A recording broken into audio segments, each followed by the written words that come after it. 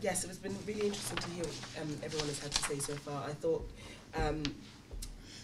to just think about some of the stuff we've been working on at The Guardian. So up until a month ago, I was editor of the Global Development Professionals Network, which I'm hoping some of you are members of. And for over a year, we've had a project which has been underwritten by The Girl Effect, which is looking and reporting on adolescent girl issues. My colleague Anna Leach, who has been commissioning that, is in the room, so you should definitely go ask her practical questions at the end, or pitch her.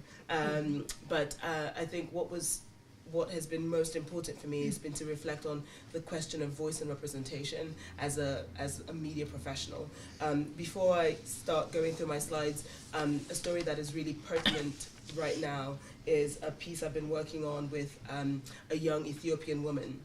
And I'm just going to read it so that I don't forget some of the top lines. But essentially what she sent me, I got a tweet that said, "We need someone in the media to cover this story desperately."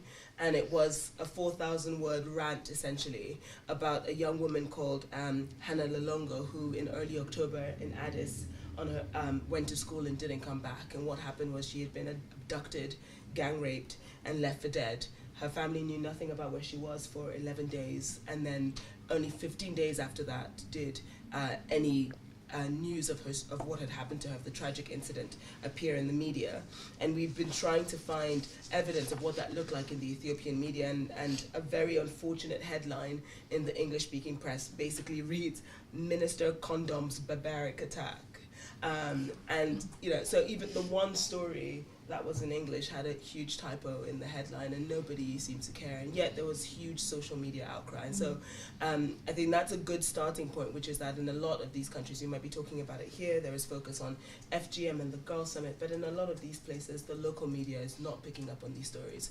And if we want to shift the narrative and shift the lives of girls, we have to think about where does local media stand.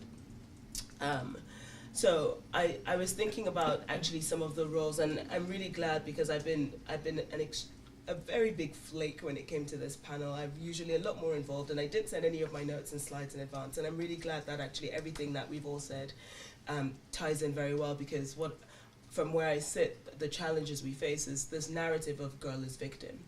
And I've got nothing against, if there's anyone from War Child in the room, I've got nothing against you or the lovely people in the first picture. But I found that actually those two messages, the Chibok girls are now just that, the Chibok girls. There was only one time in the media throughout that entire sordid story did I see anyone try to give these girls personality, try to build context around them. And a really good photographer who was based out in Sierra Leone went to Nigeria and took pictures of their personal effects to try and just paint a picture of who these girls were, so that they were something a bit more than just the Chibok girls. And the other picture I saw and was tweeting Wild Child madly about was because that, again, doesn't tell me who that girl is, if that girl is just an actor, where she is. I know nothing of her story except for the fact that really dreadful things have happened to her. And I think that is a dominant narrative, which is the narrative that then comms officers approach the media with and say, this is a story we want to tell. And it's very difficult because obviously those issues are real, but actually it just reinforces a certain stereotype of girl as victim. The other side of the pendulum is obviously the Supergirl. And the Supergirl is not like you and me. She does things that are extraordinary. And I think that narrative emerges out of the first narrative, which is that actually, because it's so bad for girls, because we're living in such a paternalistic society, then a girl cannot just attain, she can't live a normal life. If she is worthy of our attention, she has to be more than just a girl. And I think Malala is a really brilliant example of that, because essentially, to be controversial, if we think about what has brought Malala to our attention, it wasn't the blog she started, it was the fact that she was shot in the head. And I think if we're really honest about ourselves, when we sit and hear her speak, most people, and I've seen this because I've heard her speak twice, people are already in tears before she's even opened her mouth, when she just comes out onto the stage. And I think that's people projecting onto her this sense of actually what an ordeal this girl has had to endure. And so now actually, rather than her being a sort of applicable role model for other girls, if I was a young woman Malala's age, I would just think, well, I can't compete with that. There's no way I'm going to get a Nobel Peace Prize. So I'm just going to go onto, you know, Snapchat or whatever it is that I'm doing, because that's where other girls my age are. Malala operates in a very different space to me. And so I'm just, every time I talk about this, I always say, actually, I'd rather meet Malala in the frozen veg aisle in the supermarket than see her talk on stage, because I want to know, actually, again, who is the girl in context. The other story is of Fama Muhammad, again, another extraordinary young woman. But I think, you know, that headline just gives you the impression that she's off on a crusade all on her own. And she's changing society all by herself. And actually, none of these girls exist in a vacuum. They're products of their community, they're products even of their own family. And when we build and construct these media narratives, then the usefulness in terms of endearing people to them, but also enabling people to feel that they can be personified in those messages, has completely evaporates. Let me look at my notes, because I'm sure I've said something interesting here that I may have missed. So essentially, that is, you know, I think someone made a comment earlier about the Girls Summit. Again, this question of voice and representation. I know the head of Forward, Nana, wrote a really brilliant piece for us about where were all the grassroots voices at the Girls Summit. You know, because we managed to fly over a handful of girls, but there were probably more celebrities there than there were grassroots organizations.